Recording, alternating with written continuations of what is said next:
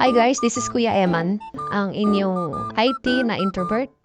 So dito ipapakita ko sa inyo kung paano maggawa ng fiber optic terminal or splicing. So yan guys, ito yung mga kailangan natin, optical fiber meter or power meter. So yan. So ito naman yung ating visual fault locator. Dito natin makikita yung kung may putol dun sa ating fiber through laser or light, red light.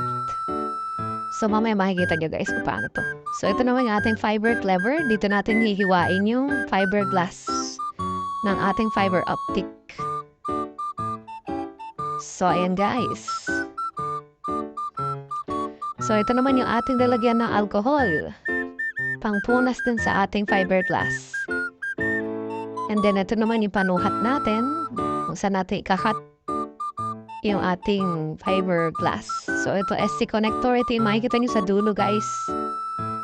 And then yung cutter natin, ang cut ng ating fiber optic cable. And then ito yung mga cutter, yan, pares lang din.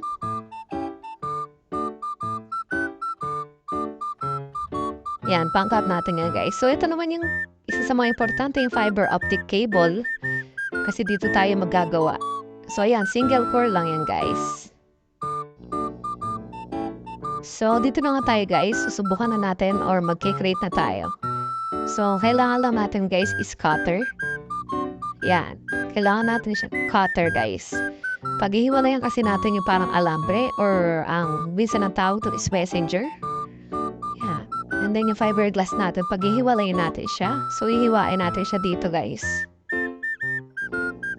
So, ayan, guys. Pag mahiwa na siya, ihilahin lang natin siya para magkahiwalay yung alambre or yung messenger and then yung fiber optic.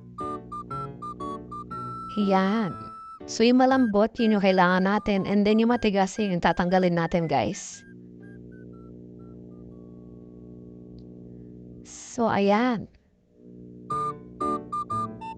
And then, gagamitin natin yung cutter para tanggalin yung matigas. So, ayan guys. Pupunin lang natin. And then, iiwan natin yung malambot. Yung matigas yung puputulin natin.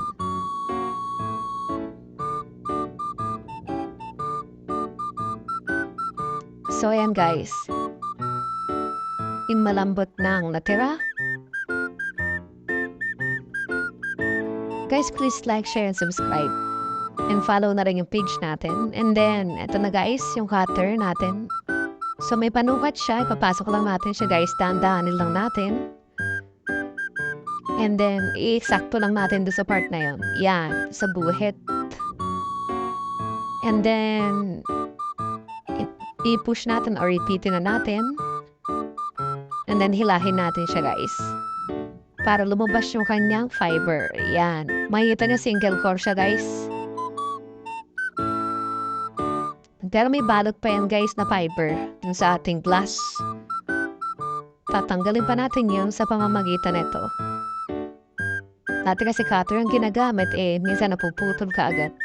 So kaya ito mas maganda to guys.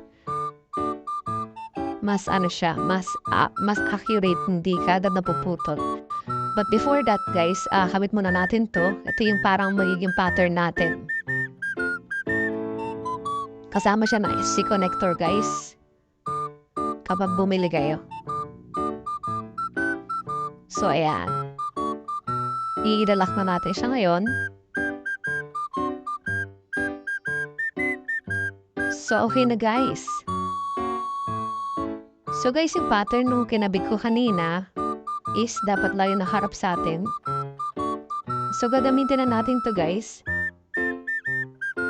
Dito, tatanggalin natin yung fiber para matira yung kanyang fiberglass. So, ayan guys. Ito, tandaan niyo lang to. Dapat lagi ito naharap sa inyo guys. At yan, kung makikita nyo guys, ayan, may arrow siya. So, susuksok lang natin siya dito. Dapat isasagad natin siya guys. Dahan-dahan lang dito guys dahil possible maputol or mabasag yung ating fiberglass. So yan, i-press lang natin, then hila natin. Yan. So, pwede natin siyang ulitin, guys. Then, try uli natin para yung mga residue niya is masaid talaga. Yeah. Bali kasi ito, parang may isang cover pa siya. So, yan, guys. Kung makikita nyo, guys, meron pa siyang parang isang nasa loob pa nung fiber niya. So, ayan.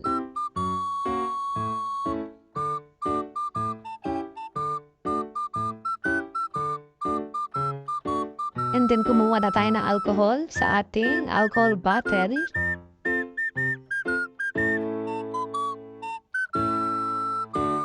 Matanggal yung ibang residue dun sa ating fiberglass. So, ayan.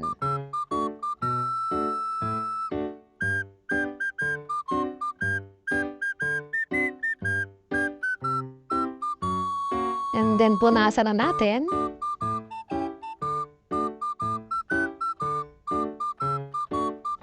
Okay.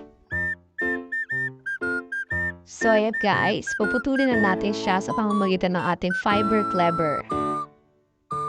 So, ayan. Kung makikita nyo yan, may matalo siyang parte dito. So, kailangan natin gamitin itong ginamit uli natin na panuhat. Kaso dito tayo sa kabilang side mag-i-start. Yan, kung makikita niyo yung liquid niya, yan. Ito ang purpose na to, guys. So, ngayon, isasagad din natin siya from dun sa dulo. Yan, makikita niyo, ganyan yung pagkakabit sa kanya. Iwasan lang natin maputol yung fiber niya.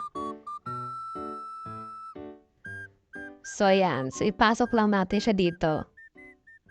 Please like, share, subscribe, and follow, guys. Thank you.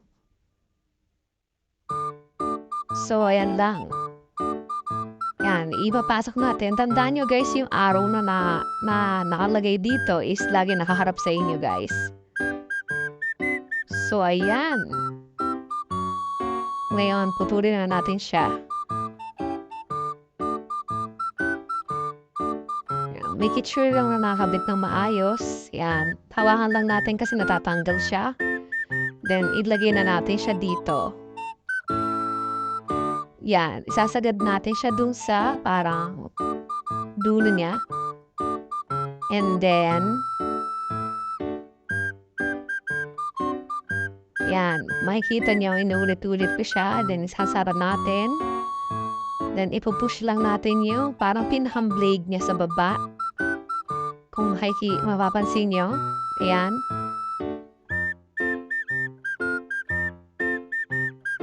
Ipe-press lang natin to para maputol yung fiberglass. Ayan, dahan-dahan lang. And then, buksan natin.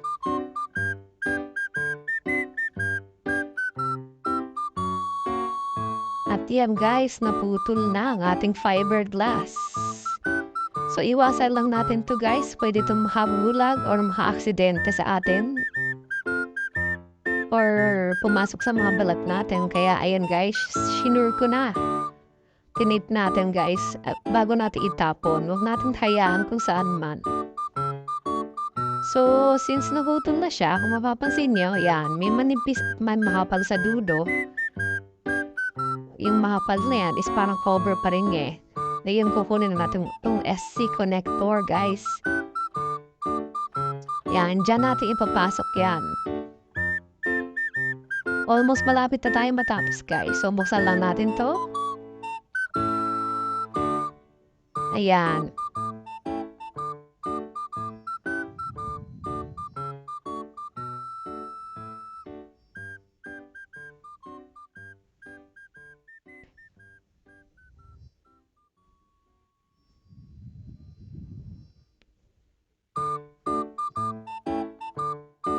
So, yan. Ipapasok naman natin siya dito. Dahan-dahan lang. Ngayon, yung purpose naman ng yung ating is nakasagad pa rin. So yung palatandaan natin is nakaharap pa rin sa atin yung arrow. Yan. Dahan-dahan lang at baka mabasag ang ating fiber. Make it sure na di mapasok ng mabuti.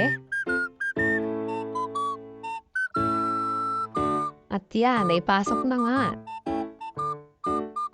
Sasara na natin siya, guys.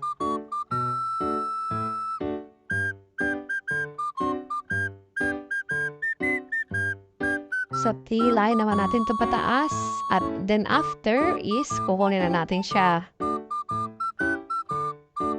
So, ayan. Okay na, guys. Testingin naman natin siya ngayon, guys. Kung paano ba ito. Or kung gumagana ba siya. So, ito yung kabila. Gagayahin lang din natin yung setup na ginawa natin sa kabilang terminal niya. So, ayan, guys. Gagamit na tayo na tong visual fault locator.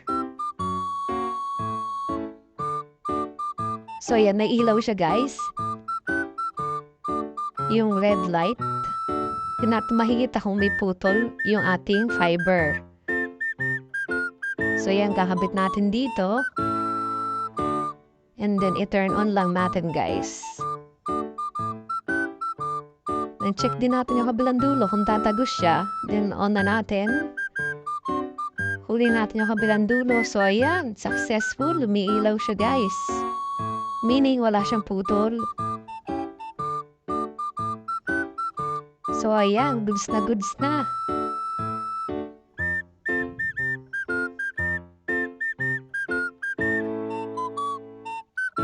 Okay, umiilaw siya, guys, oh.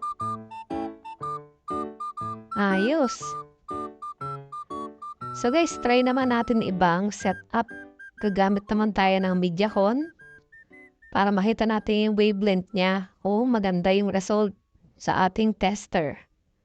Or power meter. So, kakabit natin siya, guys. Ayan. So, hindi niya siya may kakabit kung baligtad yung kabit niya. Meron kayo makikita parang palatandaan kung paano siya ipasok. So, ayan. Ipa-power on ko na muna siya.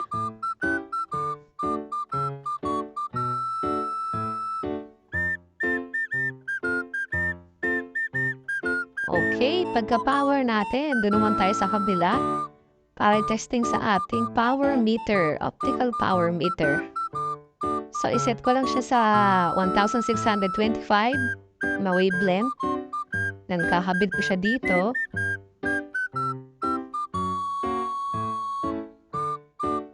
Ayan, same lang din nung sa kabila kung paano siya kinabit. And then, guys, okay na. -4 is okay na rin siya. Best result na rin siya. So, maraming salamat, guys. Okay na okay. Please like, share, and subscribe, guys. Follow na rin natin ating page. Salamat. Bye-bye.